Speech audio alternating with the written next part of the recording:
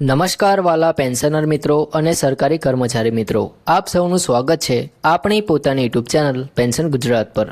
તો મિત્રો, આજના આ ટૂંકા પરંતુ ખૂબ જ મહત્વપૂર્ણ અપડેટમાં આજે આપણે જાન્યુઆરી 2026થી લાગુ થનારા મોંઘવારી ભથ્થા એટલે કે ડીએ વધારા, 58%થી 60% સુધીની સંભાવના, 50% ડીએ મર્જર અને 8મા પગાર પંચ અંગેની હાલની પરિસ્થિતિ વિશે સરળ અને સ્પષ્ટ ભાષામાં સમજવાનો પ્રયાસ કરીશું। મિત્રો, છેલ્લા કેટલાક વર્ષોમાં મોંઘવારી સતત વધી રહી છે અને તેના કારણે ઘર ખર્ચ, દવાઓ, શૈક્ષણિક ખર્ચ અને દૈનિક જરૂરિયાતોની કિંમતમાં વધારો થયો છે। આવી સ્થિતિમાં ડીએ કર્મચારીઓ અને પેન્શનરો માટે આર્થિક સહારો પૂરો પાડે છે, કારણ કે સરકાર મોંઘવારીના દરને ધ્યાનમાં રાખીને દર 6 મહિને તેમાં વધારો કરતી હોય છે। મિત્રો, હાલની સ્થિતિ મુજબ ડીએનો દર 58% સુધી પહોંચી ગયો છે અને હવે જાન્યુઆરી 2026થી તેમાં વધારો થવાની ચર્ચા ચાલી રહી છે। અગાઉ એવી અપેક્ષા હતી કે ડીએ 61% સુધી જઈ શકે છે, પરંતુ તાજેતરના આંકડાઓ અને ઓલ ઇન્ડિયા કન્ઝ્યુમર પ્રાઇસ ઇન્ડેક્સના ડેટાને ધ્યાનમાં રાખતા હવે અંદાજ છે કે વધારો 2% જેટલો રહી શકે છે, એટલે કે 58%થી વધીને 60% સુધી થઈ શકે છે। જો કે અંતિમ નિર્ણય સરકારની સત્તાવાર જાહેરાત પછી જ સ્પષ્ટ થશે।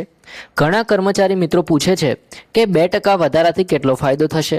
તો મિત્રો, જો કોઈ કર્મચારીનો મૂળ પગાર 40,000 રૂપિયા હોય તો 2% વધારાથી લગભગ 800 રૂપિયાનો વધારો થઈ શકે છે।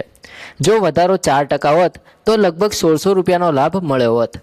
એટલે આ ટકાવારી નાની લાગે છે, પરંતુ લાખો કર્મચારીઓ માટે મોટી અસર ધરાવે છે।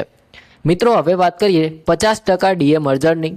તો જ્યારે ડીએ 50% કે તેથી વધુ થઈ જાય છે ત્યારે કર્મચારી સંગઠનોની માંગ રહે છે કે તેને મૂળ પગારમાં ભેળવી દેવું જોઈએ।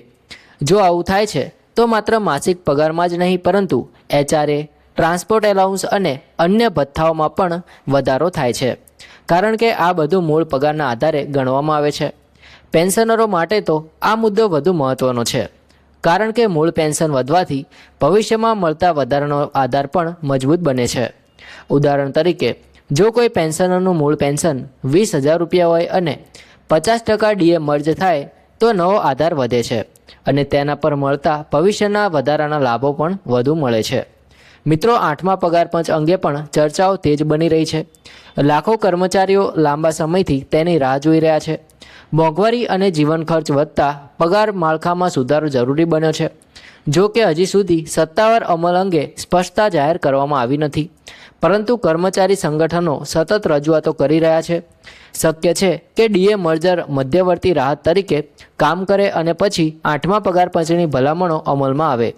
મિત્રો, અહીં એક મહત્વની વાત યાદ રાખવાની છે કે હાલ ચાલી રહેલી ચર્ચાઓ વિવિધ જાહેર આંકડાઓ અને વિશ્લેષણ આધારિત છે।